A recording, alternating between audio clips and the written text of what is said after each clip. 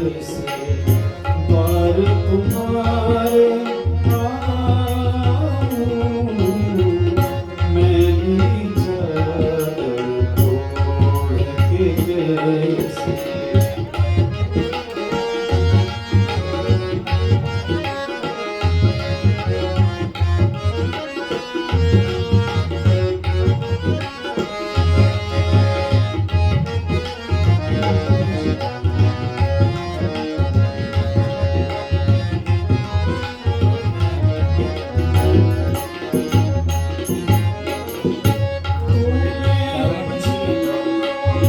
जग में भेजा निर्मल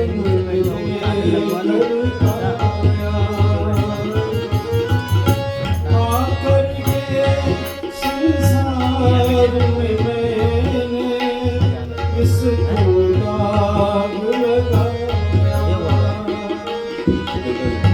जन्म जन्म की मेरी चादर, जन्म जन्म की मेरी चादर, कैसे दाग छुड़ाऊं,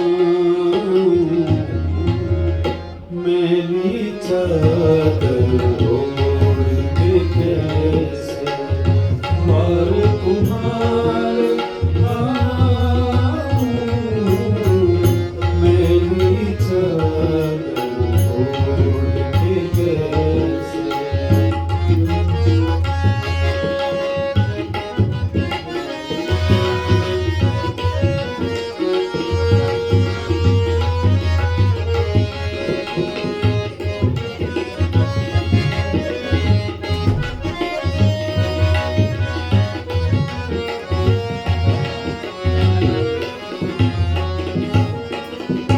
निर्मल वाणी पाकर तुझसे नाम तेरा गाया।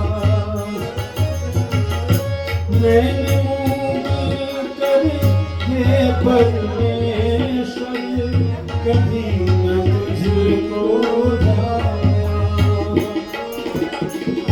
मनवीरा की तारें टूटी, मनवीरा की तारें टूटी, अब क्या राग सुनाऊं,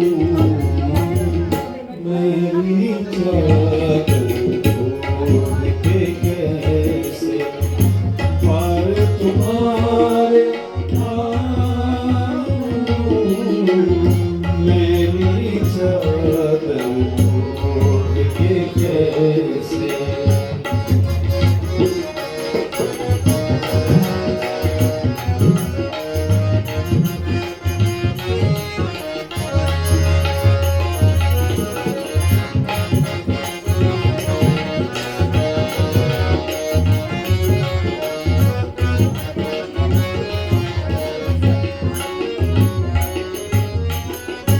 इन पैरों से चलकर तेरे मंदिर कभी न आया। जहाँ जहाँ हो तेरी पूजा, कभी न शीश झुकाया।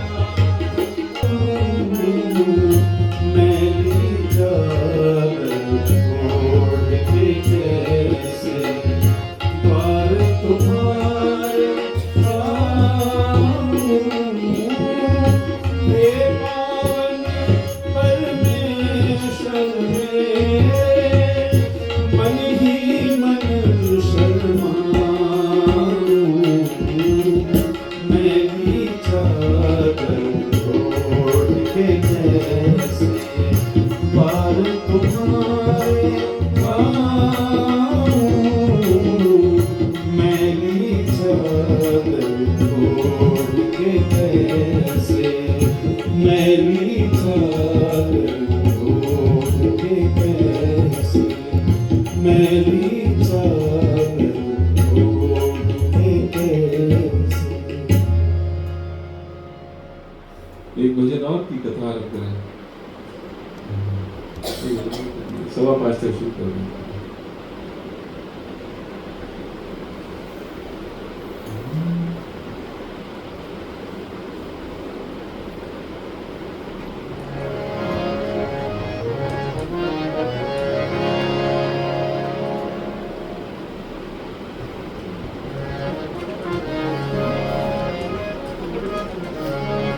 श्री राधे गोविंदा मन भजले हरि का प्यारा नाम है। श्री राधे गोविंदा मन भजले हरि का प्यारा नाम है। बदलाना हरि का प्यारा नाम है। गोपाला हरि का प्यारा नाम है। श्री राधे गोविंदा मन भजले हरि का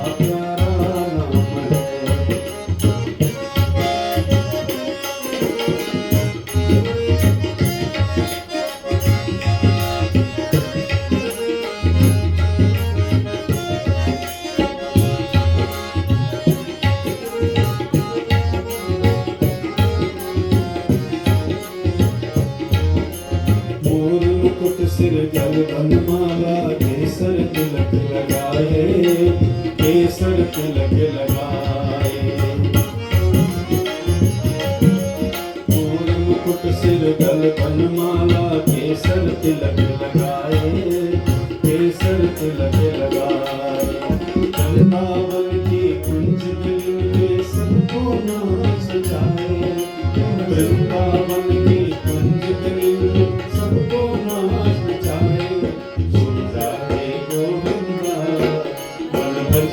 हरि का प्यारा नाम है। श्री राधे गोविंदा मन भजले हरि का प्यारा नाम है। गोपाला हरि का प्यारा नाम है। गोपाला हरि का प्यारा नाम है। श्री राधे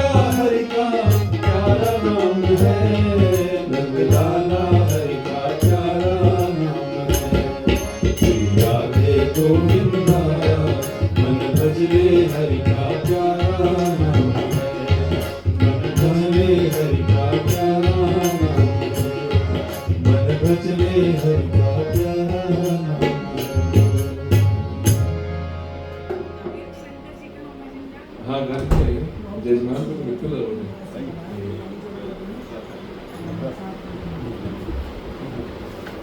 गिर गया आपसे गिर वहीं से खड़े होके गाते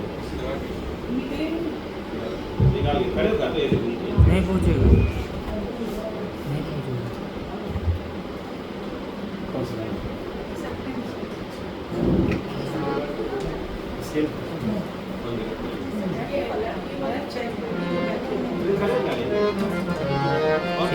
चेयर दे दो बोले चेयर दे दो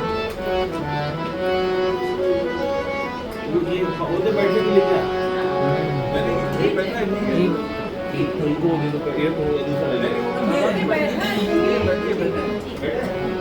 यार 2 मिनट यार रात को नहीं बैठना यार अच्छा जाएगा ईश्वर सत्य है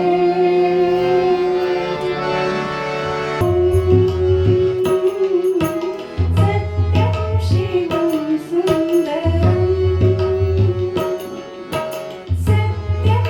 शिवं सुन्दरं सुन्दरं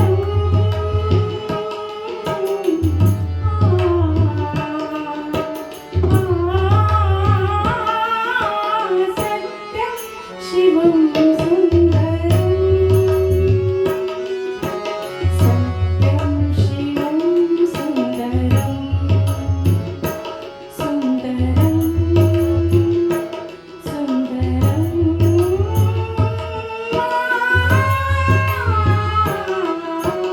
सत्यं शिवं सुन्दरं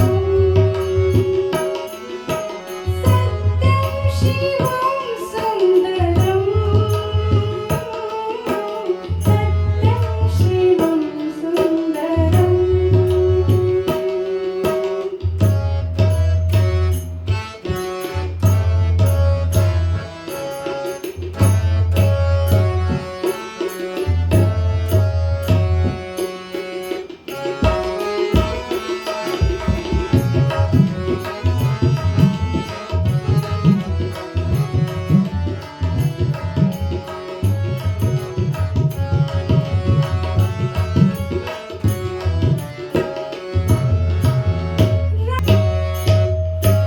एक सूर्य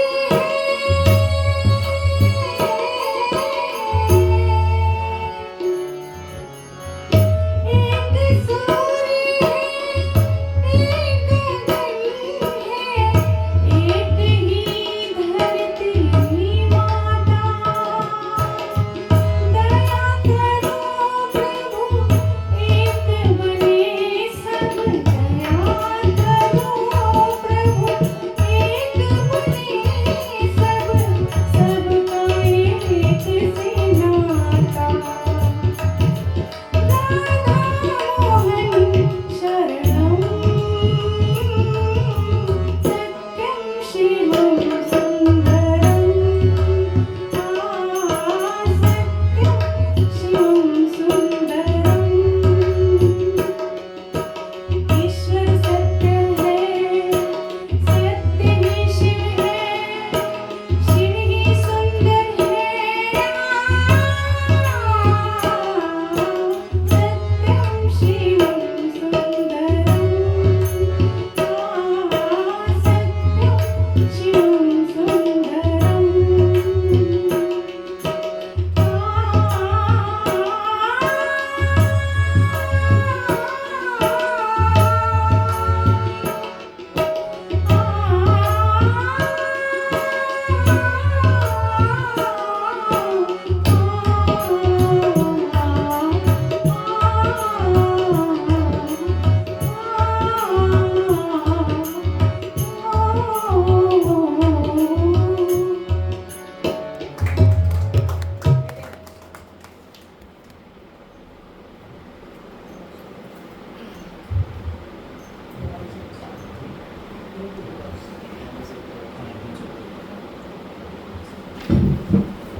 हेलो चेक हेलो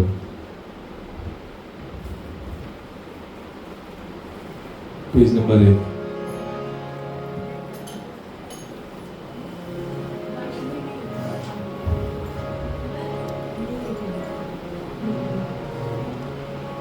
जो सुमिरत सिद्धि हो गणनायक करिवर वरण करहु अनुग्रह सोई बुद्धिरासि सुगुण सदन मूक होई बाचार अंगु चढ़े गिरिवर जासु कृपा सो दयाल रवहु सकल कलिमल नील सरोज श्याम करुण अरुण बारिश करहु सुमम उर्धाम सदा क्षीर सागर शयन कुंद इंदु समदेह उमारमन करुणामयन जाहि दीन परने करहु कृपा मरदन मयन बंदहु गुरु पद कंज कृपा सिंधु नररूप हरि महामोह तम कुंज जासु बचन रवि कर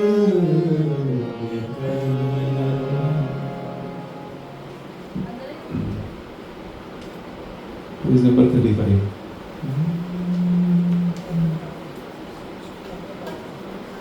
आवाज और कर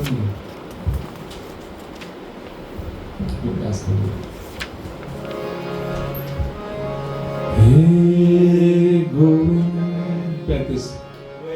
हे गोपाल हे गोविंद हे गोपाल हे दयाल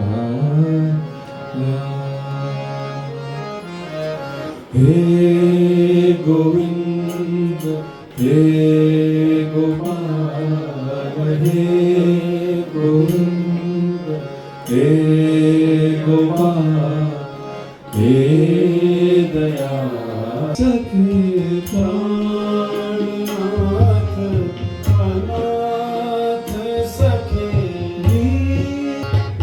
हे समरथ अगम पूरन हे समरथ अगम पूरन हे संगरूप महाभयानक अंधरूप महाभयानक अंधरूप महा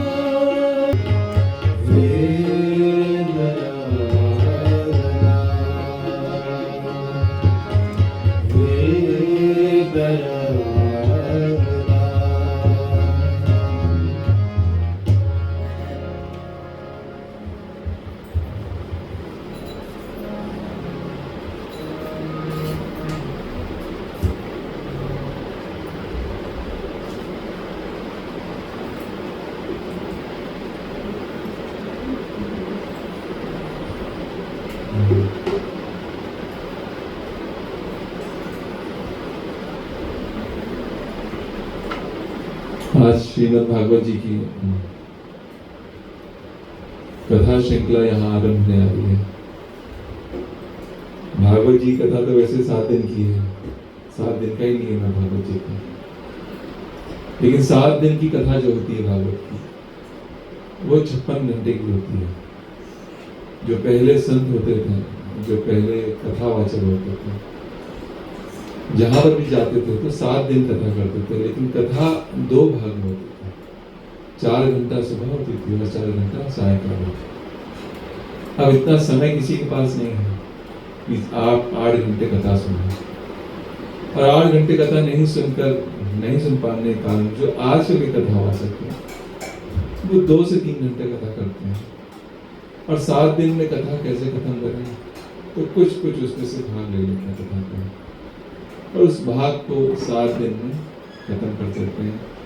और हमको ऐसा लगता है कि ये कथा भागवत जी की श्री कृष्ण की कथा है, या ध्रुव का चरितार्थ है, या प्रहलाद का चरितार्थ है, लेकिन ऐसी कथा भागवत जी की है नहीं। इसलिए आरंभ में कथा भागवत की जो पढ़ता है अपने घर में भी, तो वो 2-4 पन्ने पढ़ने के बाद भागवत जी को बंद कर देता है, क्योंकि उसको समझ में नहीं आता है कि ये कथा तो हमने कृष्ण कथा सुनी है, और वो तो जाके 10वें स्कंद में है, इतना दूर। अभी तो आरंभ में कुछ समझ में नहीं आ रहा, 10वें स्कंद तक पहुंचे कैसे। तो आरंभ से ही कथा वहाँ जटिल हो जाती है, कठिन हो जाती है। और क्योंकि कहीं ऐसी क्लास होती नहीं है कि आपको पूरी कथा सुनाए, हर अध्याय आपको बचपन से क्लास में सिखाया जाए कि प्रथम अध्याय, प्रथम स्कंद, महात्म, ये सब कुछ बताना नहीं है। बस कथा आई 7 दिन की, 2 दिन उसमें नाच गाना भी हो जाता है, कहीं शादी का प्रसंग आ गया, कहीं सुदामा का चरित्र आ गया, उसमें नाचते भी हैं, गाते भी हैं। तो कथा का सार समझ में नहीं आता कि कथा का अर्थ है। तो ये जो कथा श्रृंखला शुरू हो रही है, इसमें प्रथम महात्म से लेकर और कथा के अंतिम नमामि हरिम परम जो अंतिम श्लोक है, वहां तक कथा जाएगी। तो इसलिए ये कथा थोड़ी स्लो है, लेकिन जाएगी।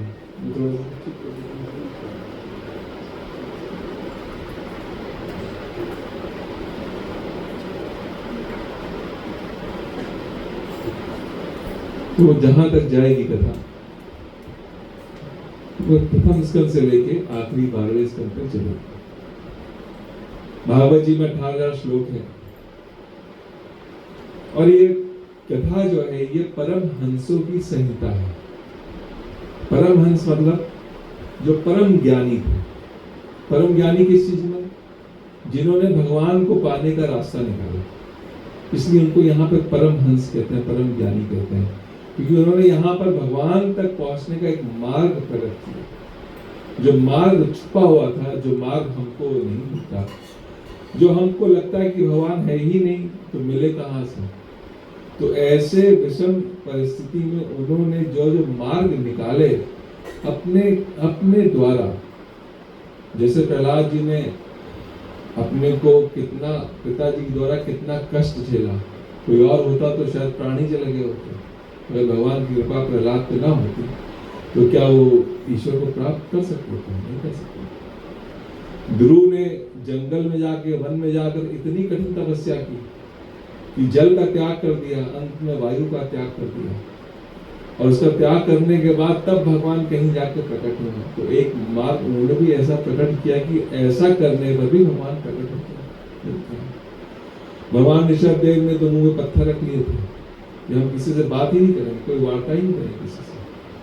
उसके बाद ध्यान में इतना जाकर उनको मोक्ष की प्राप्ति है।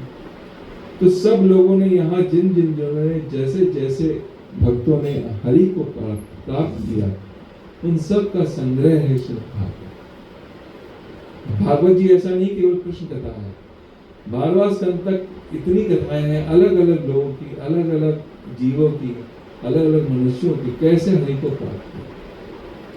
तो ये कथा जिसको जैसे भाई, हम गोपी अभी नहीं बन सकते हैं, क्योंकि गोपी बनना बहुत कठिन काम है। अभी हमारे उस तरीके पर हम पहुंचे नहीं हैं कि हम कह दें कि हम कृष्ण भक्त हो जाएंगे सीधे। इसकी भी बड़ी कृपा चाहिए भगवान। तो यहाँ पर जो कथा आरंभ होगी वो प्रथम स्कंद से आरंभ होगी और अंतिम स्कंद तक चलेगी। राजा परीक्षित को 7 दिन का समय मिला था, इसलिए कथा 7 दिन की हो गई। परीक्षित जी को सिर्फ 7 दिन मिले थे, हमारे पास थोड़े ज्यादा दिन हैं, क्योंकि इंश्योरेंस वाले कहते हैं कि भाई अभी तुम्हारी इंश्योरेंस हम कर सकते हैं। इसका मतलब हमारे पास थोड़े ज्यादा दिन है, हमारी टेस्ट रिपोर्ट निकाल ली जाती है, मेडिकल जांच करा ली जाती है, ये अभी कुछ दिन ही और रहेगा। लेकिन परीक्षित जी के पास 7 दिन थे, कोई रिपोर्ट काम नहीं करती, क्योंकि तक्षक 7वें दिन आने ही वाला था। तो किसी हाल में परीक्षित के पास 7 दिन ज्यादा समय नहीं था, और उसमें 2 रास्ते थे, या तो दुर्गति होती या तो सदगति प्राप्त होती। दुर्गति प्राप्त होती तो जैसे आम आदमी मरता है, सदगति तब होती जब प्राण स्वयं छोड़कर हरि में मिल जाना, उसको सदगति कहते हैं। कि हमने अपने प्राण छोड़े और कहाँ मिले जाकर, तो हरि में जाके मिलते हैं। अगर हरि में मिलते हैं प्राण तो उसको सदगति कहते हैं, और अगर हरि में नहीं जाते हैं उसको दुर्गति कहते हैं।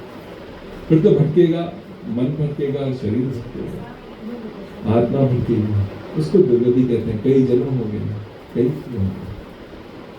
तो भागवत जी की जो कथा आज से शुरू हो रही है, उसमें इस कथा में प्रथम स्कंद के पहले भी महात्म के 6 अध्याय। स्कंद तो आरंभ होगा जब आगे प्रथम स्कंद से हम लोग कथा शुरू करेंगे, लेकिन अभी तो शुरू होगा महात्म। और महात्म का अर्थ क्या है भागवत जी में?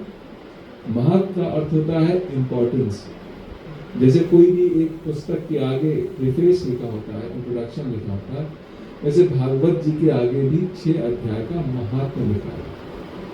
और ये 6 अध्याय भागवत के महात्म में, उसमें भी थोड़ा थोड़ा उन्होंने कुछ ना कुछ भागवत के स्कंदों से, भागवत जी के मूल स्कंदों से कुछ ना कुछ अंश लिए होते हैं।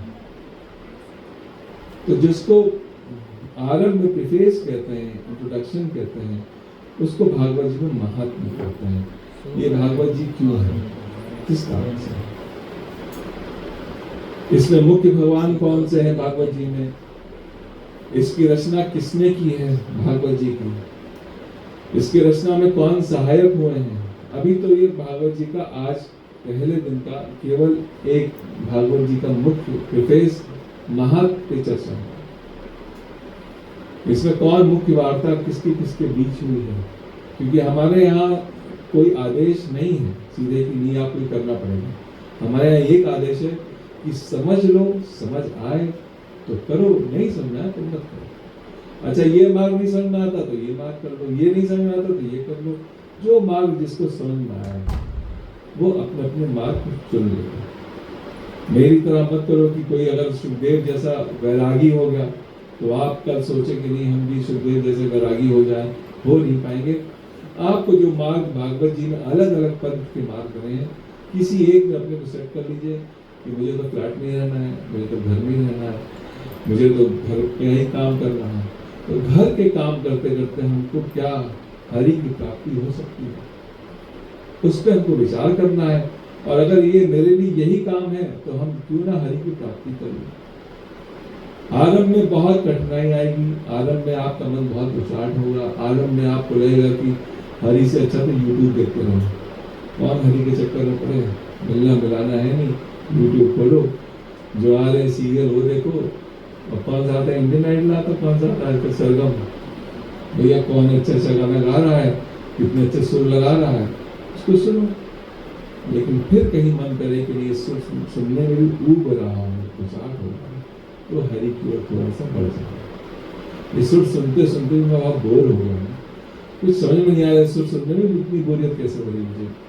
तब हरि की ओर थोड़ा सा बढ़ गया, फिर धीरे धीरे करके मन हरि की ओर ले जाए।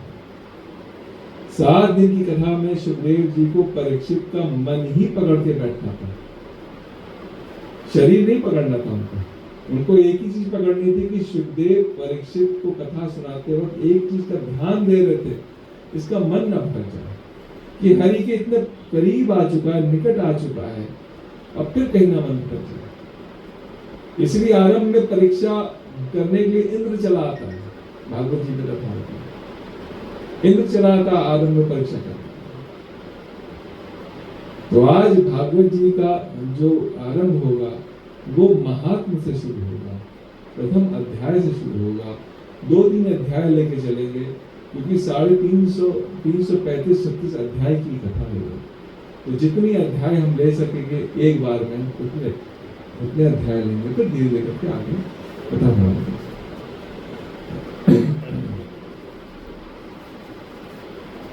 तो भागवत जी का आज प्रथम दिन है, और प्रथम दिन में जो श्लोक आरंभ होता है भागवत जी का, वो प्रथम श्लोक आनंद के रूप में, सच्चिदानंद रूपाय, भगवान का कौन सा रूप कहा गया है? सच्चिदानंद। एक रूप कहा गया है सच्चिदानंद रूपाय। भगवान का प्रथम श्लोक भागवत जी में आरंभ होता है तो सच्चिदानंद रूप से शुरू होता है। भगवान का एक नाम क्या है? सच्चित आनंद। इसको तीन भाग में करेंगे तो इसका अर्थ निकलेगा सत मतलब हर ओर, सर्वत्र। सत का अर्थ होता है जो हर ओर हो, इसलिए पहला शब्द भगवान का आ गया जो हर जगह हो। सत, सत मतलब सर्वत्र, हर जगह ईश्वर है, इसको तो हम मानते हैं, इसमें तो कोई डाउट नहीं है किसी को। सब ज्ञानी यही कहेंगे अरे ईश्वर कहाँ नहीं, हर जगह ईश्वर, कंकड़ में ईश्वर है, लेकिन इससे कोई लाभ नहीं है। अगर ईश्वर हर जगह तो आपको लाभ है? तो लाभ नहीं है, हमको क्या लाभ है? वो तो सबको पता है हर जगह। दूसरा शब्द आता है चित्त। चित्त का अर्थ होता है मन। मन, चित्त की अवस्था। चित्त में भी भगवान है लेकिन अप्रकट रूप से है, वो भी मौन बैठा हुआ है। आपको कुछ कष्ट होता है तो क्या भगवान बोलते हैं कि मैं बैठा हूं पीछे? पर है चित्त में बैठे हुए, वो भी मौन बैठा, वो भी कहीं कुछ बोलता है। और तीसरा भगवान का नाम आता है आनंद। आनंद, सच्चिदानंद, इसलिए लोग सच्चित आनंद कहते हैं। आनंद का मतलब आनंद होता है जो आप सब रोज विषयों से प्राप्त करते हैं, उसको कहते हैं आनंद। एक बढ़िया मिठाई खा लीजिए तो ब्रेन डोपामिन रिलीज कर देता है और आपको बड़ा आनंद आता है। एक मिठाई खाई, मूड खराब है, किसी ने मिठाई खिला दी, अब तो खैर लोग डर के मारे नहीं खाते, पहले डरते नहीं थे, सब मिठाई का खूब खा लेते। लड्डू बढ़िया आ गया बनारसी का, तो एक मुंह में गया तो उसको नशा आ जाता है, बनारसी का लड्डू खाया है, उसको आनंद आता है। क्यों आनंद आता है? क्योंकि ब्रेन डोपामिन रिलीज करता है। आपने खाया, शुगर उसको पसंद है, उसने आपको डोपामिन रिलीज कर दिया, ये किया। लेकिन एक दूसरा आनंद है जहां कुछ नहीं मिलता, जहां उपवास करना पड़ता है, जहां आपको पूरे दिन खाली एकादशी व्रत रखना पड़ता है, और उसके बाद अगर आपको आनंद ब्रेन निकालता है तो वो है भगवान का आनंद। ये वो आनंद नहीं है कि आपने खाया और दिया। आज आप खा नहीं रहे हैं, आज आपको हमने उपवास में डाल दिया, आज आपको भूखा रखा है मेरे अंदर, और भूखे रखने पर अगर आपको आनंद आ रहा है तो उसको कहते हैं आज आपको भगवान का आनंद प्राप्त हुआ। कौन सा आनंद प्राप्त हुआ? भगवान का आनंद प्राप्त हुआ। आज प्रथम दिवस है, आज सब चलेगा, आज कोई आए तो ऐसे करे, आज प्रथम दिवस है, धीरे धीरे सब सेट हो जाएंगे तो लोगों को लगेगा कि हाँ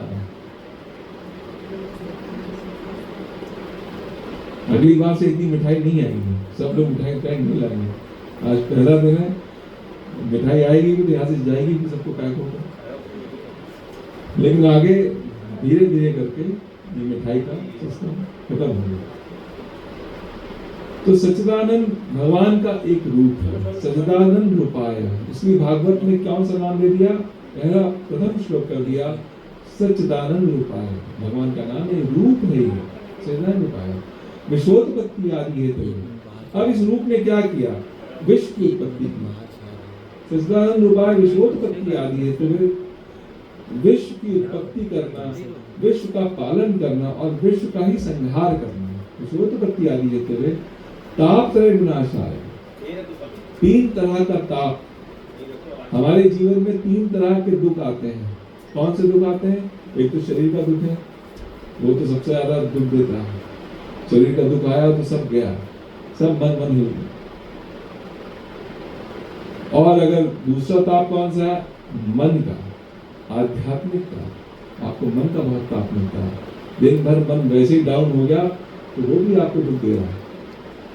और उसके बाद तीसरा ताप दैविक ताप है, आध्यात्मिक ताप है, मन का ताप है, शरीर का ताप है। ये तीनों ताप को मिटाने वाले श्री कृष्ण हैं। आप कहेंगे मैं ये तो मैं नहीं मान सकता। इसका सबसे बड़ा एग्जाम्पल रामकृष्ण परमहंस था। उनको गले का कैंसर हुआ और तो भी उन्होंने भक्ति नहीं छोड़ी। उनसे उनके शिष्य कहते रह गए कि अपनी माँ से मांग लिए, आप तो रोज माता से मिलते हैं, आप तो देवी उपासक है, आप तो देवी, आप तो रोज मिलती है माँ, आप तो भोजन कराते अपने हाथों से, कि मैं उनसे कुछ नहीं मांगूंगा चाहे कितना कष्ट हो। वो कष्ट दिमाग से ही चला जाता है, वो दिमाग का शरीर का कष्ट गायब हो जाता है।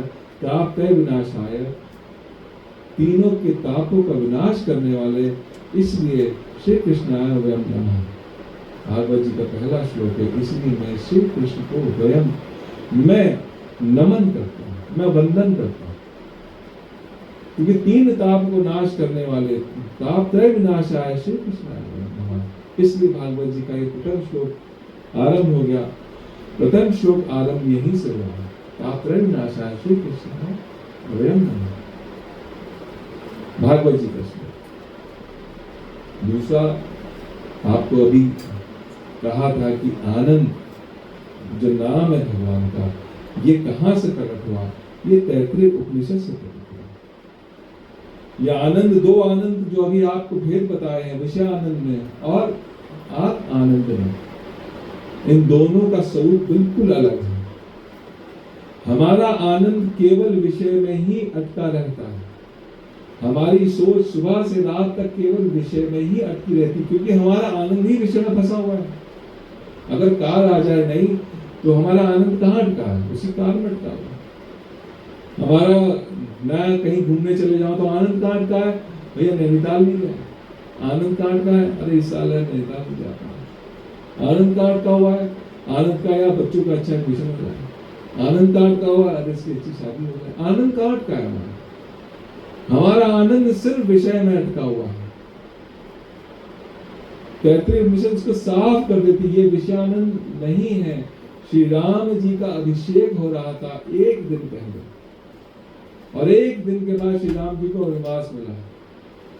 आज श्री रामचंद्र जी का अभिषेक होना था, आज सब अभिषेक तैयारी हो गई। आनंद मदन राम महतारी, दिए दान बहुत दुख महतारी।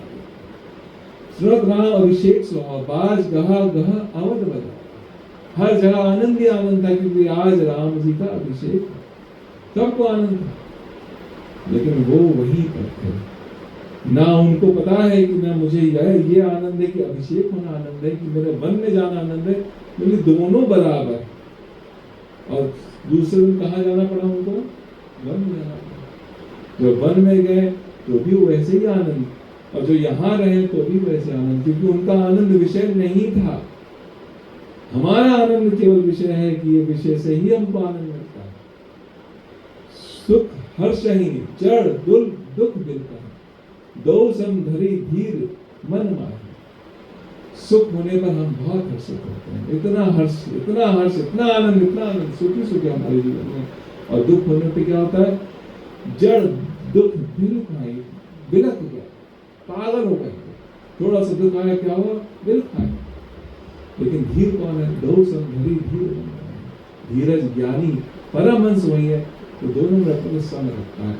कहता है मेरा आनंद ना इसमें था, ना मेरा आनंद उसमें, ना इसकी उत्पत्ति में है, ना इसके नष्ट होने पर। मेरा आनंद सम है, मैं आनंद में हूँ, मैं आनंद में बैठा हूँ। मेरा शरीर का नाश हो जाएगा तो भी मेरा आनंद नहीं होगा। सबसे मूल यही है। मेरे शरीर का क्षय हो जाए, मेरा शरीर मर जाए, मैं चला जाऊं, लेकिन मेरा आनंद नहीं जाएगा। जब ये ऐसी धीरता आती है तो आपकी भक्ति आरंभ हो जाती है। नहीं तो विषय भक्ति करते रहिए, अंत में तो रोएंगे ही आप, अंत में तो रोना ही रोना। ये विषय भक्ति की बहुत लंबी सीमा नहीं है। सारे विषय भक्त अंत में जाके फंस जाते हैं, किसी कोने में पड़े, अकेले पड़े होते हैं, किसी से बोलते भी नहीं।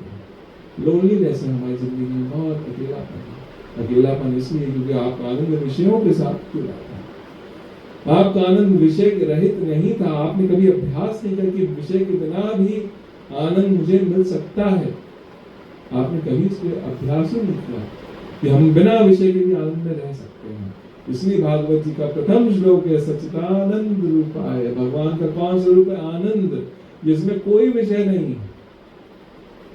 जिसमें किसी प्रकार का कोई विषय मेरे पास नहीं है, मैं विषय रहित हो चुका हूं, फिर भी आनंद में हूं, फिर भी कष्ट, मेरे भाई को कष्ट है फिर भी मैं आनंद में हूं। ये बोलना नहीं है, ये समझना है। मेरे बच्चे को कष्ट है फिर भी मैं आनंद में हूं, मेरी माँ को कष्ट है फिर भी मैं आनंद में हूं। मैं आनंद में हूं क्योंकि मैंने सीख लिया ये विषय मेरा आनंद नहीं है, मैं आनंद में हूं, मेरा रूप आनंद में है, मेरा स्वयं रूप, मेरा आनंद ही आनंद है। इसलिए श्री कृष्ण को बयान करते हैं, द्वारिका डुबाते वक्त भी कृष्ण ने उद्धव के सामने कहा ये मेरा आनंद नहीं था, ये रानियां मेरी आनंद नहीं है, ये मेरा महल आनंद नहीं है। उद्धव तुमको क्या दिख रहा है? ये आनंद है मेरा, मेरा कुटुंब आनंद है, मेरा कुटुंब आनंद नहीं है, मैं आनंद हूं, मैं आनंद का स्वरूप हूं। इसलिए सब श्री कृष्ण को बयान करते हैं। श्री कृष्ण आए, ये एक श्री कृष्ण का हरि का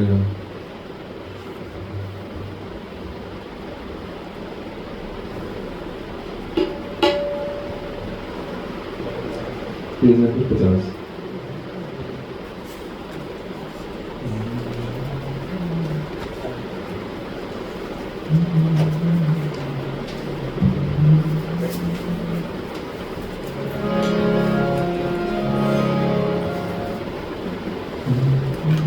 पेज नंबर 50।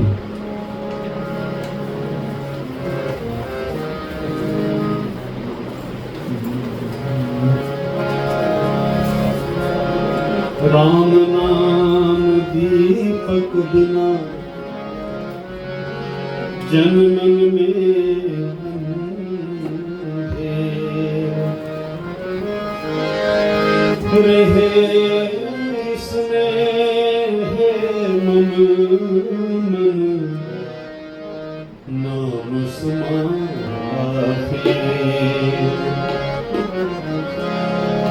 मुझ पे इतनी कृपा बस विधाता रहे, मुझ पे इतनी कृपा बस विधाता रहे। राम का नाम होठों पे आता रहे, मुझ पे इतनी कृपा बस विधाता रहे। श्याम का नाम होठों पे आता रहे, मुझ पे इतनी कृपा।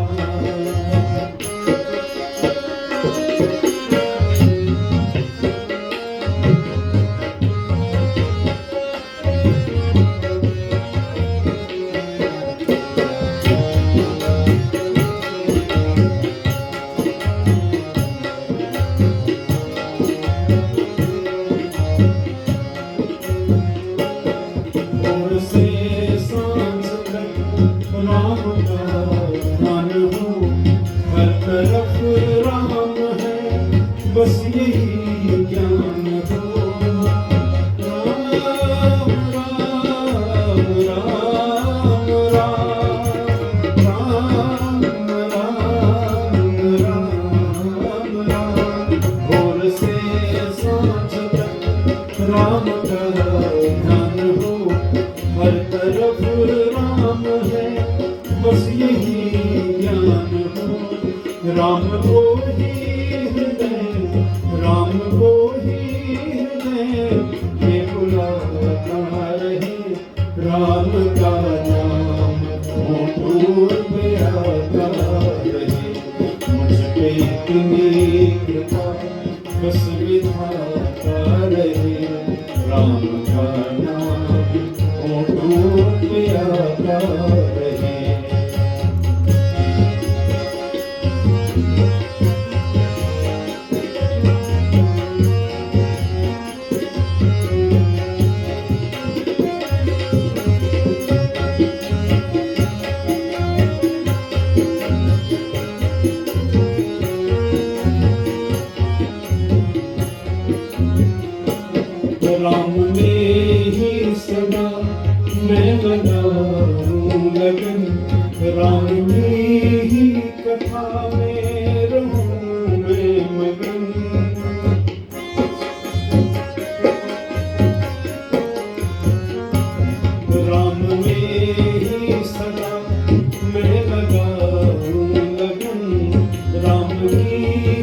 कथा में रहूं मैं मगन, राम चरणों से ही, राम चरणों से ही मेरा नाम का रहे, राम का नाम होठों पे आता रहे। मुझ पे इतनी कृपा बस विधाता रहे, राम का नाम होठों पे आता रहे।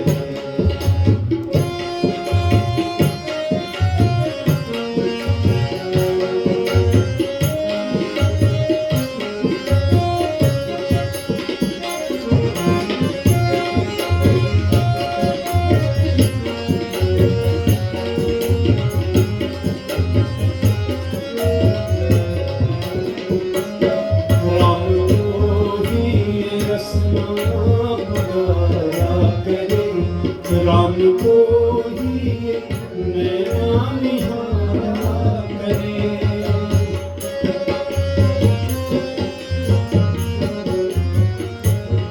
राम को ही रसना पुकारा करे, राम को ही नैना निहारा करे।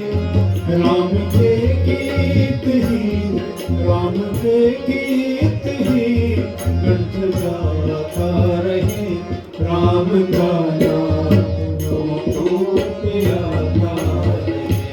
मुझ पे इतनी कृपा बस विधाता रहे, राम का नाम होठों पे आता रहे, राम का नाम होठों पे आता रहे, राम का नाम होठों पे आता रहे। राम का नाम होठों पे आता है, उस पे इतनी कृपा बस उठाता है। कृपा वही तब जानी जब दिखे अपना दोष, ये भी कृपा है। अपना दोष दिख जाए तो भगवान की कृपा समझे कि उसमें भी दोष है, मैं दोष से भरा हूं। संसार में प्रत्येक पदार्थ अंत में विनाश हो जाता है, अंत में नष्ट हो जाता है, इसलिए उसमें आनंद परिपूर्ण नहीं रहता। प्रत्येक पदार्थ, हमारे साथ हमारी पत्नी रहती, कभी उसका देहांत से, कभी कोई और देह त्याग देगी, हमारा पति किसी दिन देह त्याग देगा, किसी न किसी कोई ना कोई देह त्याग के चला जाएगा, अंत में विनाश हो जाता है उसका, इसलिए वो आनंद परिपूर्ण नहीं है। एक अवस्था के बाद पति पत्नी में बहुत प्रेम होने लगता है। स्टार्टिंग में तो फिर बहुत वो होते हैं, तुमने ये नहीं किया, वो नहीं किया, इसी में सारा झगड़ा चला जाता है 10-5 साल, लेकिन 15-20 साल के बाद बहुत प्रेम होने लगता है। पर भगवान ने तो ऐसी माया रची कि अंत में किसी न किसी को लेकर चला जाएगा। अंत में जिसका विनाश हो जाए उसमें आनंद परिपूर्ण नहीं रह सकता, उसमें आनंद रह ही नहीं सकता। जिसका विनाश हो रहा हो उसमें आनंद कैसे रहेगा? इसलिए भगवान में हरि का नाश नहीं होता, इसलिए उसमें आनंद परिपूर्ण है। उससे जुड़ने पर अंतिम समय तक आनंद ही आनंद है, अंतिम समय तक।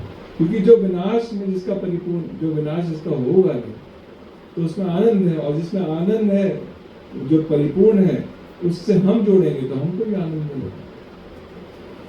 बचपन से लेके कितने दोस्त हमारे बदल जाते हैं, ऐसा लगता है ये दोस्त जिस अवस्था में मिलता लगता है अब मुझे सब कुछ मिल गया, अब पता चलता है 6 साल 4 साल बाद वो चला, फिर दूसरा आता है, फिर तीसरा आता है, सारे दोस्तों से फिर आनंद खत्म हो जाता है कि ये आते हो चले जाते हैं, क्योंकि कोई परिपूर्ण नहीं है।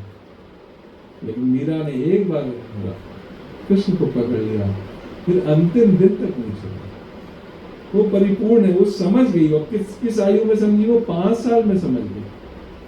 हमको 55, 60, 100, 70 होने वाले पर हमको समझ नहीं आता।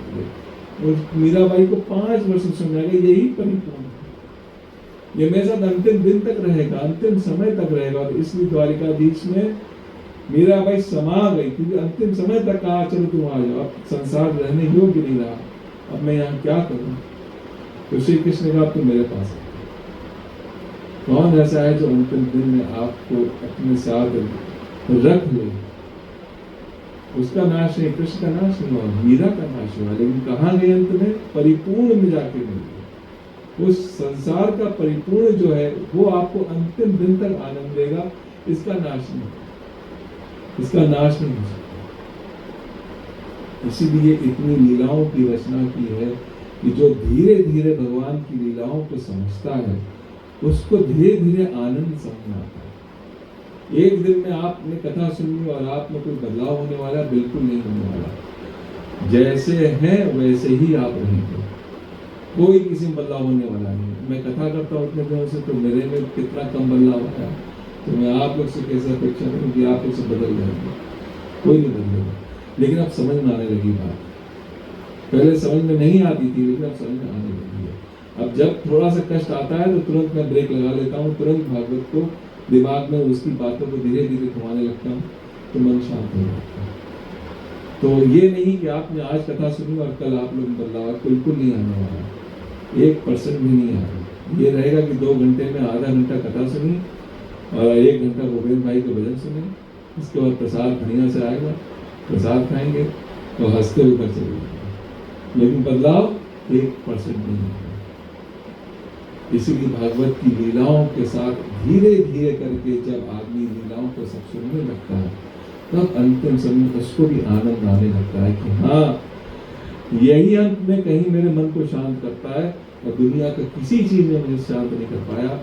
एक अंत में इसी ने शांत किया, लेकिन लीलाओं को सुनने के बाद फिर क्या होता है कि जो ज्यादा लीला में चला जाता है उसको दर्शन भी होने लगते हैं।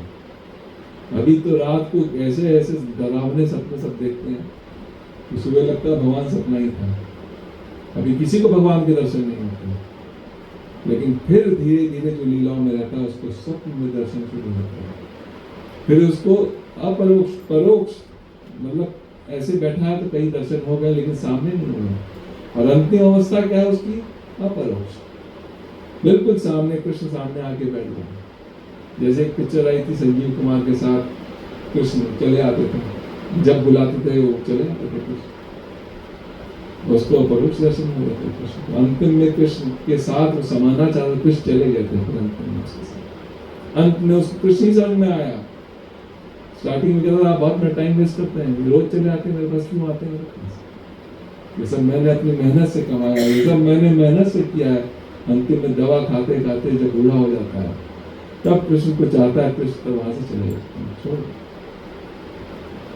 तो ये लीलाओं का लाभ है कि धीरे धीरे करके हमको स्वप्न में दर्शन होंगे, उसके बाद अपरोक्ष, अंतिम में परोक्ष, हल्का हल्का बीच में, फिर जब बहुत भक्ति बढ़ जाएगी तो बिल्कुल सामने दर्शन है।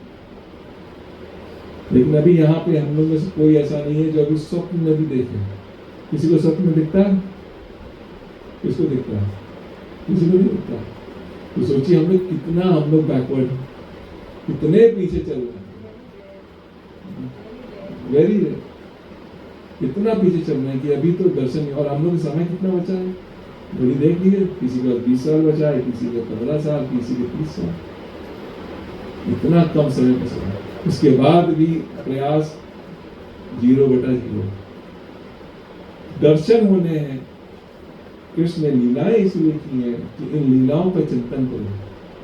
क्यों लीला की? क्यों? गोपियों ने क्या किया? गोपियों ने सिर्फ लीलाओं का चिंतन करते करते प्रभु की प्राप्ति कर ली। कोई भक्ति का बहुत बड़ा स्वरूप उन्होंने नहीं किया, कोई उन्होंने जप नहीं किया, कहीं बैठ के कोई उन्होंने तपस्या नहीं की, कहीं उन्होंने बहुत बड़े बड़े व्रत नहीं रखे। एक साधारण लीलाओं का ध्यान करते करते, कृष्ण लीला का ध्यान करते करते उन्होंने कृष्ण को प्राप्त किया। पर अभी लीलाओं का महत्व आपको समझ में नहीं आएगा, अभी भी इसमें बहुत समय लगेगा लीला का महत्व समझ। तो भागवत जी में कथा आती है कि वेद व्यास जी ने कथा क्यों रची।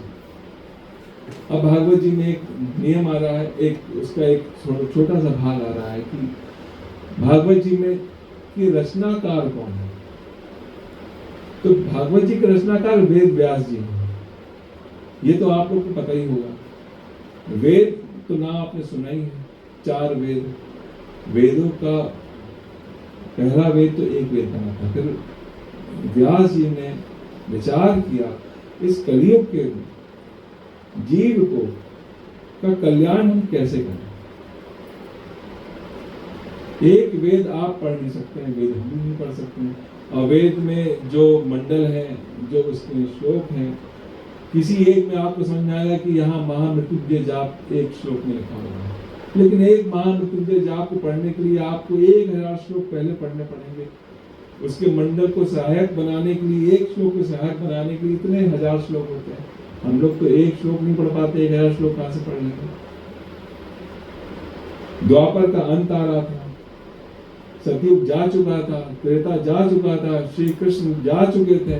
व्यास जी विचार करने लगे कि अब इस युग, जो कलयुग आएगा, इस युग में इस जीव का उद्धार कैसे हो, कैसे उद्धार होगा। ये महा आलसी है, कलयुग का जीव क्या है, आलसी है, महा आलसी। उसके आगे लगा दी महा आलसी, कोई काम करने की इच्छा नहीं है उसकी। आलस ऐसा भरा है कि कुछ काम नहीं करना चाहता, कोई काम नहीं करना चाहता। कथा में तो सबसे आखिरी में आता है कि बस भाई साहब ने बुलाया है 7 बजे, 5 भी बुलाया ना, चलो हमने 6:30 पौने 7 चलेंगे, बस 15 मिनट ट्रेनिंग करेंगे, प्रसाद लेंगे, फिर चलेंगे। महा आलस है कलयुग का जीव। अब इसके लिए हम आपको यहाँ वेद बांट दें कि आप लोग कल से वेद पढ़िएगा, आप रात उसको बंद कर देंगे। भाई साहब क्या कहते हैं, वेद मिला, कोई काम का नहीं है, 2 पढ़ने पढ़ लिया रहता। तो वेद व्यास जी ने उसके 4 भाग किए हैं कि अच्छा इसको पतला कर देते हैं, इस वेद को पतला कर देते हैं। 4 भाग किए, लेकिन ये चारों उनको समझ में आया कि ये भी किसी काम का नहीं, ये भी कोई काम का नहीं है। तो वेद व्यास जी ने सोचा कि अब मैं कुछ ऐसी रचना करूं जिससे कि इनका मन भी लग जाए और इनको सार तत्व मिल जाए, इनको कुछ ना कुछ मन में लग जाए, कुछ सार तत्व मिल जाए। उन्होंने फिर पुराणों की रचना रची, और पुराण की रचना रचने से अंतिम में उन्होंने आखिरी पुराण श्रीमद् भागवत महापुराण की रचना की। 7वां पुराण उन्होंने महाभारत रचना की। महाभारत में उनको समझ में नहीं आया, अंतिम में उन्होंने उठा के श्रीमद् भागवत महापुराण की रचना, ये आखिरी पुराण है। इसमें उनको जो समझ में आए, वेद के तत्व जो समझ में आए और जो उनको कथाएं समझ में आई, सब भगवान की कथाओं को गाते इसमें। तो ये भागवत जी 8वां पुराण, अंतिम पुराण। और वेद व्यास जी के नाम से ही हम गुरु पूर्णिमा मनाते हैं। जिस गुरु पूर्णिमा को हम लोग कहते हैं कि गुरु जी की पूर्णिमा है, गुरु जी के जाकर चढ़ा बढ़ा दो, कुछ साल में एक बार गुरु जी को याद कर दो, तो उन्हीं के नाम पर। असली गुरु यहाँ कोई नहीं है, असली गुरु केवल वेद व्यास जी थे।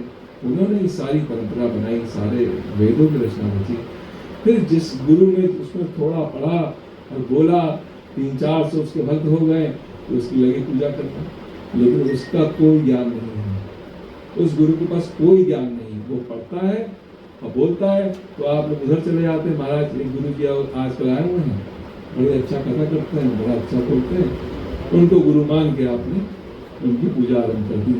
उनकी पूजा नहीं करनी है, केवल एक की पूजा करनी है, वो वेद व्यास जी। गुरु पूर्णिमा के दिन किसकी पूजा करनी है? केवल वेद व्यास जी की। किसी के पास और कोई ज्ञान है ही नहीं, जब कोई बोलेगा तो इसी में से बोलेगा। तो यहाँ इन्होंने रचना की भागवत की, वेद व्यास जी ने, और भक्ति का मार्ग निकाला कि भक्ति कैसे करें, कौन कैसे भक्ति करके इसको प्राप्त करें। कोई बहुत ज्ञानी आए, कोई बहुत अहंकारी है, उसको तर्क चाहिए, तो उसको ज्ञान से कहा ये मार्ग है, इसको पकड़ लो। किसी ने बहुत कहा नहीं मैं सब छोड़ना चाहता हूं, तो उन्होंने एक वैराग्य मार्ग निकाल दिया, वैराग्य से कर लो। किसी ने कहा नहीं हम दिन भर काम करना चाहते हैं, हम कर्म करना चाहते हैं, तो वेद व्यास जी ने कहा ये कर्म मार्ग निकाल लो, इससे भगवान की प्राप्ति होती है। किसी ने कहा हम भक्ति करना चाहते हैं, तो वेद व्यास जी ने कहा चलो भक्ति मार्ग निकाल लो। सारे मार्ग निकाल के हरि की ओर उन्होंने मोड़ दिया। जो जो जिस जिस मार्ग पे चलेगा उसको हरि की प्राप्ति होती है। सीधा उन्होंने वेद व्यास जी ने इसकी रचना की भागवत जी, और भागवत जी की रचना करके भक्ति को सतत कर दिया उन्होंने। एक चीज जरूर कही कि भक्ति 24 घंटे करनी चाहिए। कितने घंटे? 24 घंटे। ये नहीं कि हमने यहाँ एक दिया जला दिया सुबह और काम खत्म हो गया। भक्ति सतत होनी चाहिए, 24 घंटे भक्ति होनी चाहिए।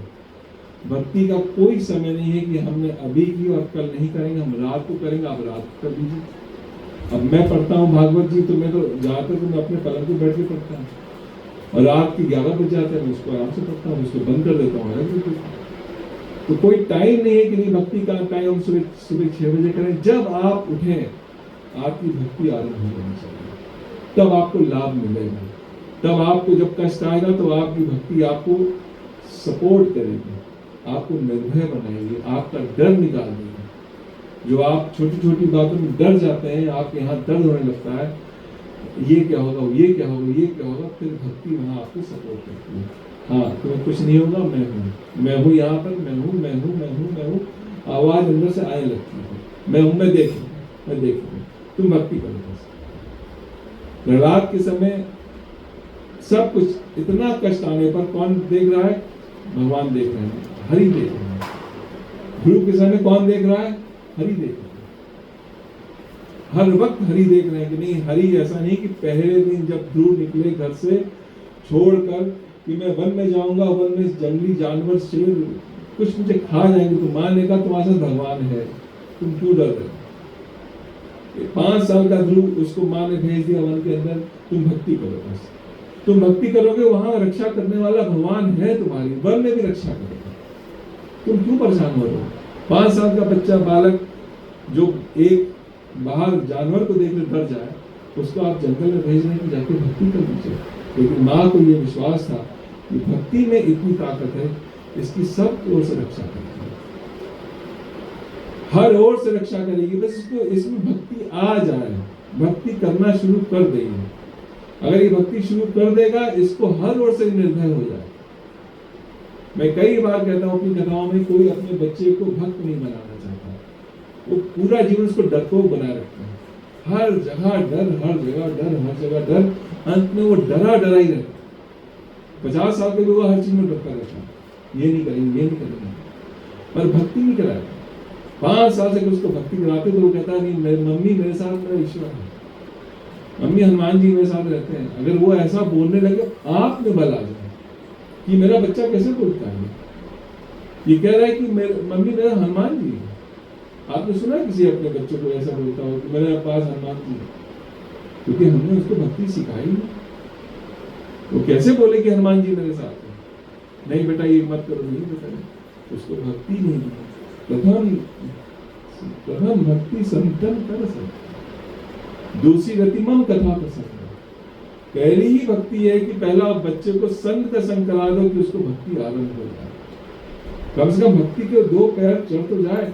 ना हमारे माता पिता ने हमको कराई, ना हम अपने बच्चों को भक्ति सिखाते। हम तो पहले स्कूल डाल देते कि कैसे एडमिशन हो जाए, किसी तरह से एडमिशन हो जाए, किसी तरह से वो पार हो जाए। अरे वो पार नहीं हो, आगे जाम हो जाएगा, पार तो होना ही। तो वेद व्यास जी ने यहाँ कथा का संग्रह बनाया। इस संग्रह को हम कहते हैं परम हंसों की संहिता।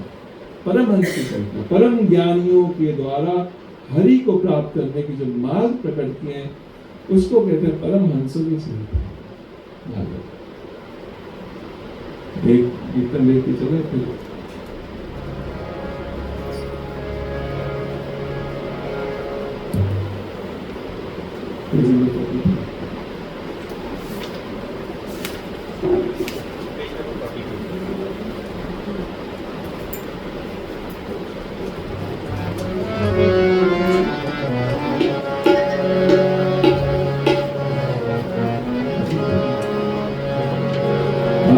भागवत जी की पहला दिवस है। इसमें कथा अभी आपको आरंभ नहीं हो रही, अभी केवल भागवत जी का इंट्रोडक्शन हो रहा।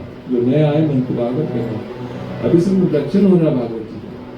महत्व कथा हो, कथा तो इसके बाद आरंभ होगी। एक अध्याय शुरू होगा, हर अध्याय के साथ ये भागवत जी कथा मैं शुक सागर से बोलता हूँ।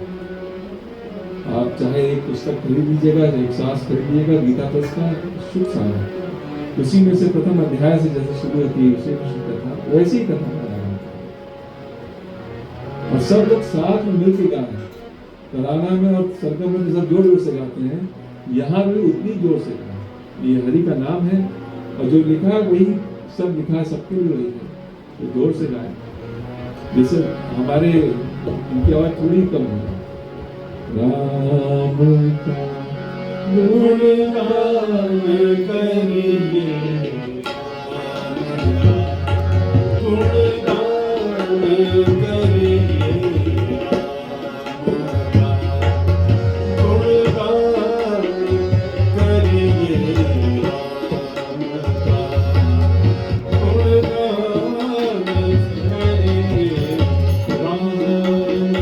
प्रभु की सभ्यता का ध्यान धरिए राम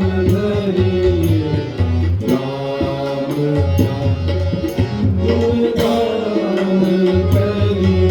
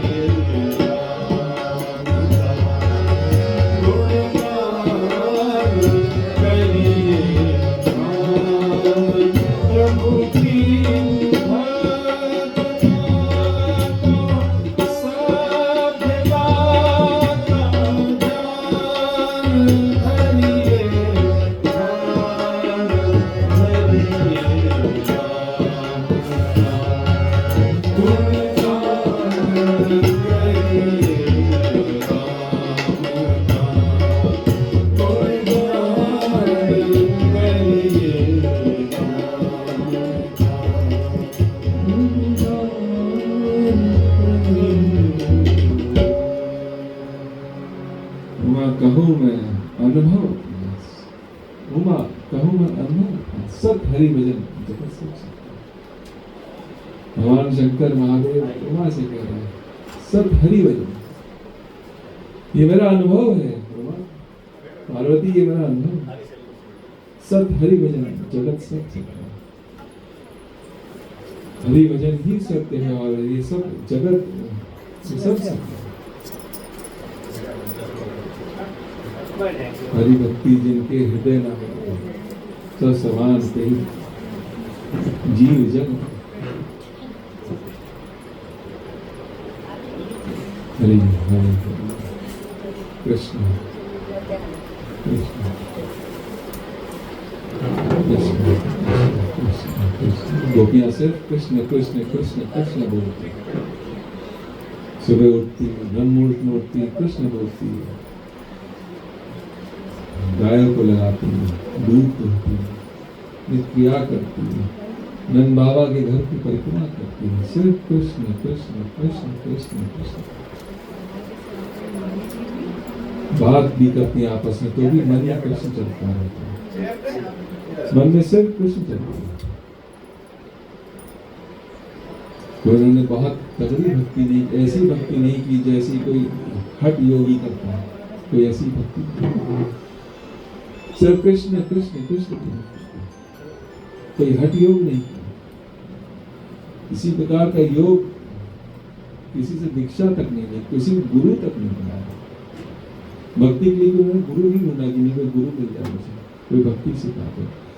अपना जीवन जीते जीते बस कृष्ण कृष्ण कृष्ण कृष्ण कृष्ण कृष्ण नाम लेते हैं, कोई भक्ति नहीं। इसलिए जब जब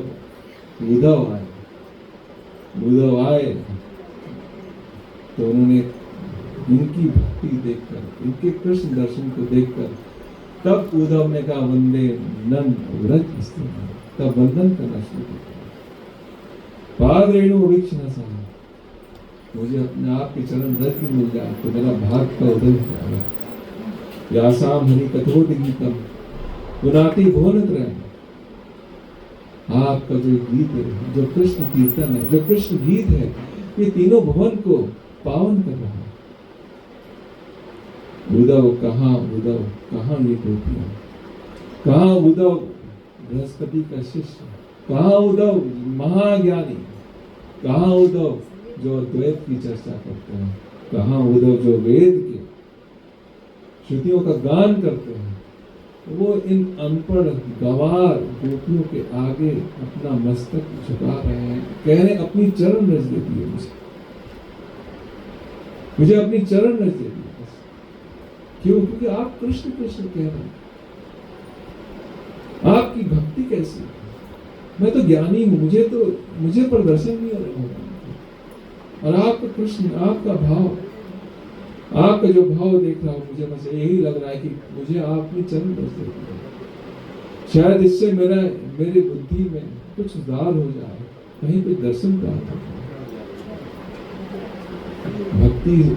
भक्ति कोई सहज, भक्ति कोई सामान्य चीज नहीं होती कि सुन लिया भक्ति कल से मैं कर लूंगा, नाम ले लूंगा, नहीं हो पाएगा। जन्म जन्म मुनि जतन कर रहे, अंतराम कहीं आओ, इतना साधारण नहीं है। सुनना सरल है, राम कहना सरल है, पर राम पे प्राप्त कर लेना, राम नाम को सिद्ध कर लेना अपने जीवन में बहुत कठिन है। राम नाम की सिद्धि हो जाए ये बहुत कठिन है, इतना सरल नहीं, इतना सरल नहीं है। वेद व्यास जी के कुटिया में गणपति प्रकट हुए, गणेश जी प्रकट हुए। वेद व्यास जी इसी चिंतन में थे कि मुझे इसकी रचना रचनी है, मुझे इस पुराण की रचना रचनी है, इस कलयुग के मनुष्य का कल्याण करेगी, और मैं कैसे लिखूं, क्या लिखूं, मेरी अवस्था वृद्ध अवस्था हो गई है, मैं लिख भी तो नहीं पाता। इस अवस्था में वेद व्यास जी ध्यान कर रहे हैं तो उनके आश्रम में स्वयं गणपति महाराज प्रकट हुए, स्वयं गणेश जी प्रकट हुए, और गणपति प्रकट होकर वेद व्यास उनको वंदन करते हैं, गणपति से कहते हैं मैं कुछ लिखना चाहता हूँ, मैं कुछ रचना करना चाहता हूँ, कौन मेरी सहायता करेगा, कौन मेरा सहायक बनेगा। गणेश जी कहते हैं कि मैं सहायक बनूंगा, लेकिन एक क्षण खाली नहीं रहूंगा, मैं एक क्षण खाली नहीं रहूंगा। गणपति कहते हैं मैं एक क्षण भी खाली नहीं बैठूंगा, एक क्षण का जो सदुपयोग करता है उसका अंतिम समय ठीक होता है। अपना समय हमारे पास बहुत कम है, इसका हम सदुपयोग करें। हमारे पास बहुत समय नहीं है, एक एक क्षण का सदुपयोग करना चाहिए। तो व्यास जी ने कहा ठीक है, मैं आपको एक क्षण खाली नहीं बैठने दूंगा। और व्यास जी श्लोक बोलते हैं, समाधि में बैठते हैं, समाधि में बैठकर जो उनको जैसा दिखता वो बोलते, और गणपति गणेश जी उसको लिखना आरंभ कर देते हैं। जो जो उनको समाधि, इसलिए भागवत को कहा जाता है ये समाधि भाषा है। भागवत जी समाधि भाषा है। ये भाषा ऐसी लौकिक भाषा नहीं है। वेद व्यास जी को जो जो समाधि में दिखा वो लिखते चले गए, जो जो उनको दिखता चला गया वो लिखते चले गए। वो गणपति को कहते चले, गणेश जी लिखना शुरू कर दिया। और पूरी रचना रचने के बाद तब गणपति ने कहा अब जाऊं, हो गया काम आपका।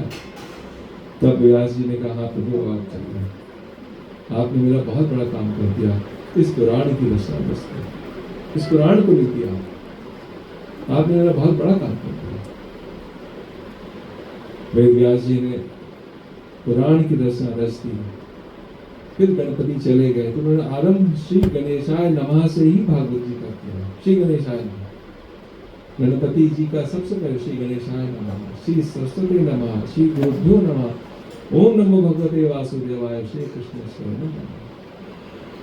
इससे आरंभ भागवत जी का आरंभ वेद व्यास ने ऐसा आरंभ किया। लेकिन शास्त्र की रचना होने के बाद वेद व्यास जी ने इच्छा जागी कि मैं इस शास्त्र का प्रचार कैसे करूंगा। कोई अपनी रचना रच लेता है तो कहता है कि अब मैं इसको कैसे बांटूं, इसको कैसे लोगों को तक पहुंचाऊं, इसकी व्याख्या कौन करेगा, इसकी कैसे मैं इसको कहां कैसे लोगों तक पहुंचाऊं इस भागवत जी को। तो बहुत विचार करने पर उनको याद आया कि इसको तो कोई अति वैरागी ही बांट सकता है। अति वैरागी, जो बहुत वैरागी होगा, जिसमें विराग, विराग मतलब जिसको अटैचमेंट होता है, वैराग मतलब जिसको कोई अटैचमेंट नहीं, किसी प्रकार का अटैचमेंट नहीं। यहाँ वेदव्यास जी ऐसे व्यक्ति की खोज कर रहे हैं कि मैं किसको बुलाऊं जो इस भागवत पुराण को का प्रचार करे, कहाँ से लाऊं। बहुत विचार करने के बाद ऐसे वैरागी उनको लगे कि केवल ऐसे वैरागी तो शिव जी हैं, महादेव। आप महादेव को ध्यान से देखें तो आप में वैराग आना शुरू होता है कुछ क्षणों के लिए, क्योंकि ना वो महल में रहते हैं, ना कोई स्वर्ण के आभूषण पहनते हैं, ना कोई ऐसा वस्त्र पहनते हैं कि आप उसको देखकर आकर्षित हो जाए। इससे बड़ा परम वैरागी कौन होगा कि जो बाग अंबर पहने घूम रहा है, सर्व लपेटे हुए हैं, राख लपेटा हुआ है, इसको देख, इससे बड़ा कोई वैरागी हो सकता। आप इसके नीचे जा सकते हैं। हम लोग तो वैष्णव है ना, हम लोग तो कृष्ण की तरह सजते धजते रहते हैं, हम लोग राम भक्त हैं, हम लोग राम सीता जैसे उनका स्वरूप है हम वैसे सजते रहते हैं। लेकिन महाराज को देख लीजिए, महादेव को देख लीजिए, वैसे परम वैरागी हैं कि उनको कुछ चाहिए ही नहीं। और आसन कहाँ जमाते हैं? शमशान में आसन जमाते हैं। जिसका जो अहंकार है, अहंकार रखे हो, कौन सा अहंकार रखे हो? मेरे पास मकान है, अच्छा वेरी गुड। तुम्हारे पास क्या है? मेरे पास 2 मकान है, वेरी गुड। और कितने पास क्या है? मेरे पास 10 मकान है, वेरी गुड। और सब तो भस्मीभूत नहीं करते हैं। सारे अहंकार का, सर्वस्व के अहंकार, सबके अहंकार का अहंकार तो बेटा मैं हूँ, क्योंकि मेरा काम है तुम्हारे सारे अहंकारों को मैं नाश करता हूँ। इसलिए बैठते कहाँ हैं? काशी के शमशान में बैठते हैं। आ जाओ जितने बड़े बड़े सेठ, जितने धन कुबेर, जितने बड़े बड़े ज्ञानी ध्यानी, सब आ जाओ बच्चे, आ जाओ। सब की समाप्ति मैं ही करता हूँ। मेरा नाम है महाकाल, मेरा काम ही है। और इतने के बाद वो वैरागी बैठा है, महावैरागी। तो भागवत ज्ञान किसके लिए है? ये वैरागी का ज्ञान है। ये भागवत ज्ञान आपको देने के लिए नहीं है। अगर आप इस कथा को सुनने में बैठे हैं कि कुछ मुझे मिल जाएगी, मेरी मनोकामना पूर्ण होगी, तो गई। भागवत सुनिए। अगर आप भागवत इसलिए सुनते हैं कि मेरी मनोकामनाएं सब पूरी हो जाए, मेरे बच्चे सेटल हो जाए, मेरा घर सेटल हो जाए, मैं सेटल हो जाऊं, मेरी तबियत ठीक है, ये सब कुछ नहीं होने वाला। ये तो योगियों की कथा है, ये वैरागियों की कथा है, ये विषय आसक्तों की कथा नहीं है। बहुत दिन आप इसको सुन ना पाएंगे। आप सब धीरे धीरे करके जितनी आज भीड़ है ना, अगली बार आधी हो जाएगी, उसको और आधी हो जाएगी, 2-4 बचेंगे, जब परम वैरागी होंगे वही कथा सुन पाएंगे। ये भागवत कथा है। जिसको शिव की तरह बनना है, ये उसके लिए कथा है। जो शिव का स्वरूप चाहता है कि मैं भी ऐसा वैरागी हो जाऊं अंदर से, क्या बल आएगा आपको? वैरागी होने पे क्या बल आएगा आप सोच नहीं सकते। अब सब डरे डरे बनते हैं। वैरागी आने पे वो बल आएगा कि आप इन, अरे ये मेरे अंदर कितना बदलाव कैसे आ गया, मेरा भय कहाँ चला? क्योंकि भगवान भय नाशक है, भय को हटाते हैं। तो वेद व्यास जी को लगा कि कहाँ मैं ढूंढूं ऐसे वैरागी, परम वैरागी तो शिव है। तो उन्होंने शिव की आराधना की, वंदन किया। और भागवत में, क्योंकि श्रीमद भागवत में व्यास जी 17वें कला अवतार है भगवान के, इसलिए उनको शिव जी से संबंध बनाने को देर नहीं लगती है। उनको गणपति, उनको बोलेंगे तो गणपति चले आएंगे, शिव जी का ध्यान करेंगे, शिव जी प्रकट हो जाएंगे। इसलिए वेद व्यास जी गए, शिव जी का ध्यान किया कि प्रभु आप परम वैरागी हैं, कुछ करिए, मैं आपको पुत्र के रूप में देखना चाहता हूँ अपने आप।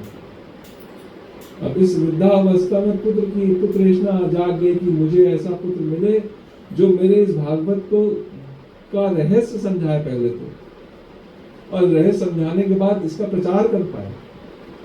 तब उन्होंने यहाँ शिव जी का ध्यान किया, शिव जी को ध्यान में प्रकट होना पड़ा। शिव जी ने कहा क्या चाहते हो वेद, क्या चाहते हो वेद व्यास मुझसे? क्या प्रभु आप पुत्र के रूप में आ जाइए। शिव जी कहते देखो मैं अवतार नहीं लेता, मेरा काम नहीं अवतार लेना, मैं कोई अवतार नहीं लेता हूँ। क्या प्रभु आप नहीं आएंगे तो कल्याण कैसे होगा जग का? आप समाधि में जो आनंद लेते हैं वो आनंद हम कैसे बांटे लोगों को? आप तो समाधि में आनंद लेते हैं। ऐसा आनंद जीव को मिलना चाहिए कि समाधि में आनंद आप अकेले बैठ कैलाश में ले रहे हैं, ऐसा आनंद सब जीव को आना चाहिए। तब शिव जी ने कहा ठीक कह रहा है ये, कल को कहेगा बड़े स्वार्थी थे महादेव, अकेले ही आनंद दे रहे थे, हम सबको आनंद नहीं बांट सकते थे। ऐसा भगवान किस काम को जो सबको आनंद ना बांटे? तब महादेव ने कहा ठीक है, मैं तुम्हारे यहाँ पुत्र के रूप में आने को तैयार हूँ।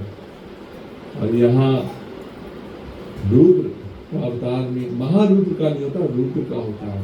क्योंकि हनुमान जी किसका अवतार है? भोलेनाथ का अवतार है। यहाँ सुखदेव जी भी जो आए हैं वो भी भगवान के अवतार है, महादेव के अवतार के रूप में आए। क्योंकि भागवत जी में लिखा कि योगियों के योगी ने अवतार लिया। जब आप भागवत जी पढ़ेंगे तो किसने अवतार लिया आएगा, शब्द आएगा श्लोक में, योगियों के योगी। तो महायोगी कौन है? शिव। और शिव ने फिर अवतार लिया सुखदेव के रूप में, और यहाँ अवतार लेके अरणी देवी गर्भ में आ गए, लेकिन फिर भी कह रहे हैं कि अब हम बाहर नहीं निकलेंगे। और भागवत में बड़ी कथा ही अटपटी लगती है कि 16 वर्ष गर्भ में कोई कैसे रह सकता है। 9 माह का बच्चा ही गर्भ में रह सकता है, 9 माह के बाद नहीं रह सकता। लेकिन सुखदेव जी ने कहा कि मैं इस मायावी संसार में नहीं आऊंगा, ये वाली माया नहीं, ये मायावी संसार है, इसकी घर तो आएंगे, लेकिन कौन सी है सरकार, ये यहाँ कौन सी है संसार? ये मायावी संसार है, माया की संसार है, इस घर में तो नहीं। तब श्री कृष्ण ने कहा, वेद व्यास जी कृष्ण से पूजा की, प्रभु ये कैसा आपने अवतार भेजा है कि ये बाहर नहीं आ रहा, मेरी पत्नी अग्नि देव बड़ा कष्ट दे रहा, 16 वर्ष घर में रहना ये कोई साधारण बात है।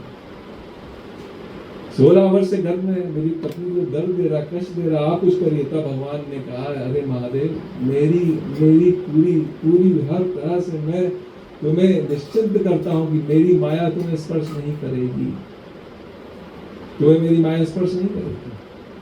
तब सुखदेव जी बाहर प्रकट होते हैं, और प्रकट होते ही वन की ओर भागने लगते हैं। अब घर वर में नहीं रहना, 16 साल के निकले, पूरी अवस्था कुमार अवस्था में बाहर निकले, लेकिन कोई घर वर में नहीं रहना भैया। कहाँ जा रहे हैं? वन की ओर। अरे यहाँ माता कह रही है कि ऐसा पुत्र ब्रह्मनिष्ठ, ब्रह्म स्वरूप, मेरे यहाँ पुत्र जो पैदा हुआ तो ब्रह्म स्वरूप पैदा हुआ है, और वो भागा जा रहा है घर छोड़ के। अपने पति की ओर देखते कह रही, व्यास जी कुछ करिए, ये पैदा हुआ है अभी इतने साल बाद आया, और ये सीधे कर मैं वन की ओर जा रहा हूँ, कुछ करिए आप। पहले व्यास जी कहते हैं कि देखो अरणी देवी ये जगत के कल्याण के लिए आया है। ये सुखदेव, इसको जाने दो, इसको जगत कल्याण के लिए जाने दो, इसको मत रोको, इसको जाने जग कल्याण करने आया है। लेकिन कुछ देर के बाद पिता को पुत्रेष्णा जाग गई। पिता को लगने लगा कि नहीं, अगर ये चला गया तो इसका प्रचार कौन करेगा। मैंने इतने दिनों बाद किसी तरह से तो सुखदेव को पाया, अंतिम समय में मैंने महापुराण की रचना रची और ये वन की ओर चला जाएगा, इसका प्रचार कौन करेगा। और मैं कोई और इसका प्रचार कर नहीं सकता, इसका निरूपण कोई नहीं कर सकता, भागवत का अर्थ कौन बताएगा। फिर ये भागे।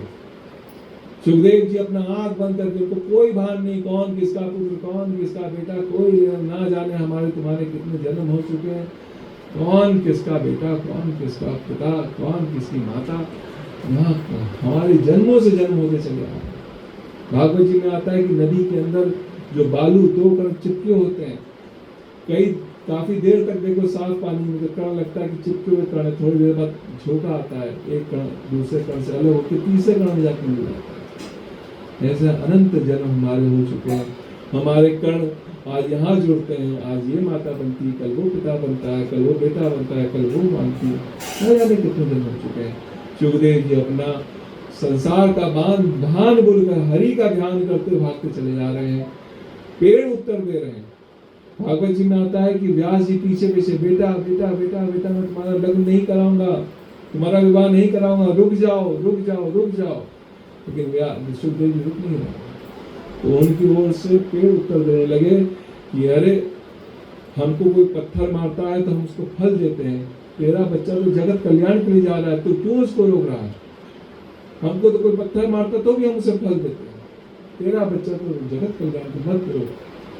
लेकिन सुखदेव जी के पीछे पीछे व्यास जी जाते जा रहे हैं। आगे जाते जाते व्यास जी जब देखते सुखदेव जी मेरे पिता वापस नहीं मुड़ रहे हैं, तो नर्मदा तट तक पहुंचते हैं। नर्मदा तट पे एक पेड़ के नीचे बैठ जाते हैं और व्यास जी को हाथ जोड़ के, पिताजी आप मेरे सामने बैठ जाइए, अगर आपको मुझे देखना है तो मुझे देखिए, पर ध्यान हरि का करिए, ऐसा मत करिए, केवल हरि का ध्यान करिए और कुछ मत करिए। व्यास जी कुछ देर में समझ में आ जाता है कि ये वापस नहीं लौटेगा, एक बार घर छोड़ के गया है तो ये वापस अब नहीं आएगा। सुखदेव ने घर छोड़ दिया था, वापस आते अरणी देव को समझाते हैं कि छोड़ो, जो सबसे प्रिय है उसी को भगवान को भेंट करना चाहिए। उनको अपना पुत्र बहुत प्रिय था, इसको भगवान को भेंट करते हैं। जो सबसे प्रिय वस्तु होती है उसको भगवान को भेंट करनी चाहिए।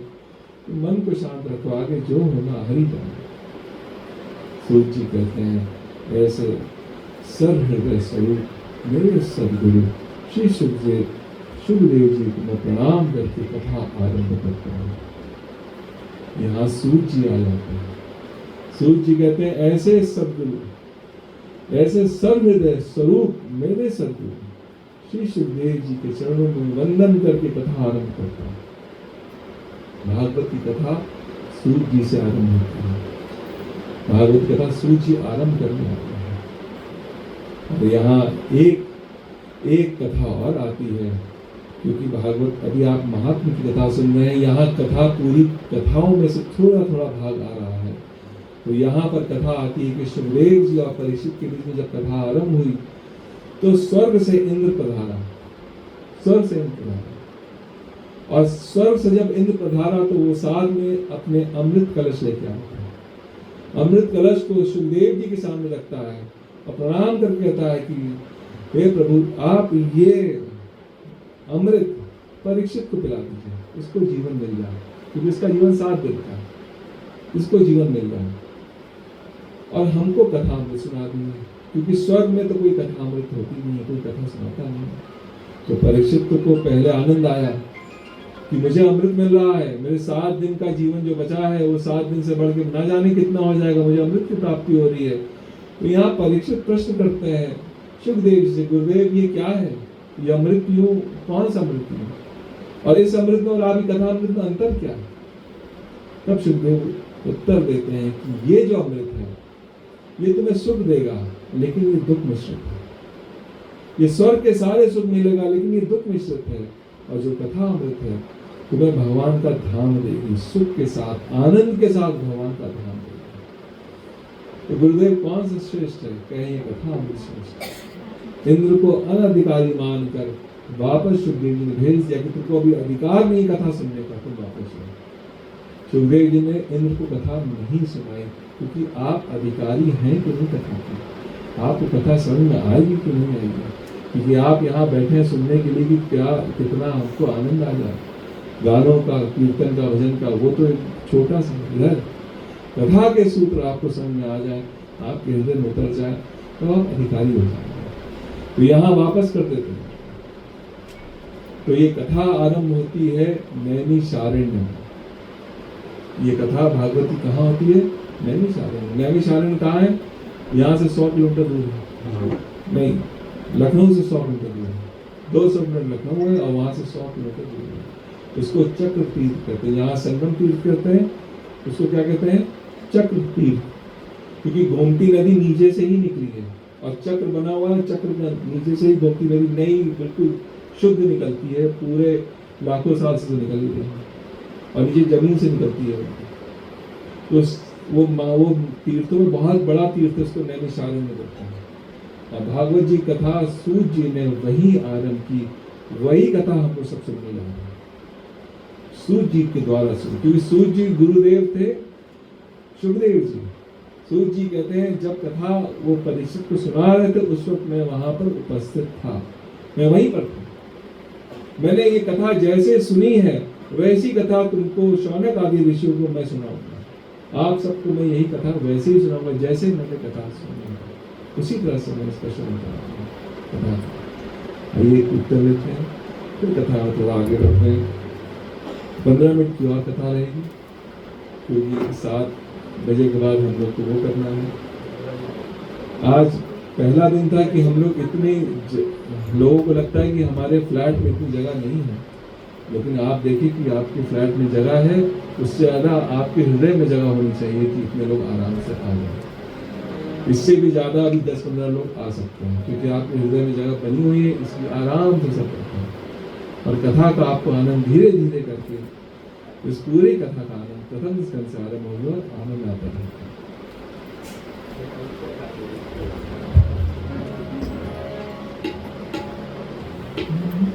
गुरुदेव को जय जय, सब लोग आए।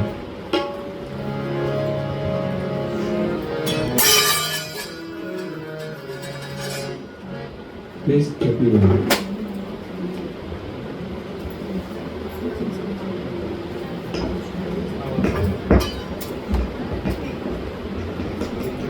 Page 31. 31. Look at this.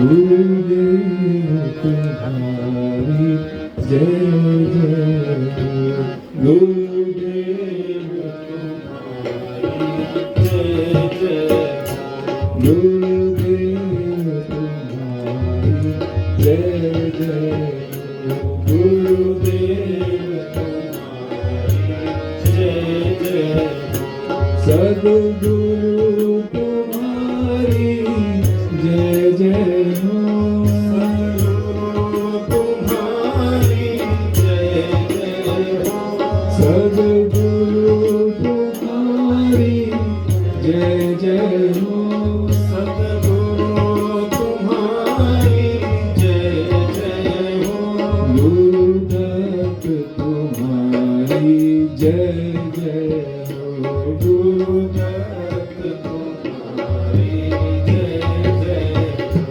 Gurudatt तुम्हारी जय जय हो, गुरुदत्त तुम्हारी जय जय हो, दिगंबरा तुम्हारी जय जय हो, दिगंबरा तुम्हारी जय जय हो, दिगंबरा तुम्हारी जय जय हो, दिगंबरा तुम्हारी जय जय हो, श्री वल्लभ तुम्हारी जय जय हो, श्री वल्लभ तुम्हारी जय जय हो, श्री वल्लभ तुम्हारी जय श्री वल्लभ तुम्हारी जय जय हो श्री शंकर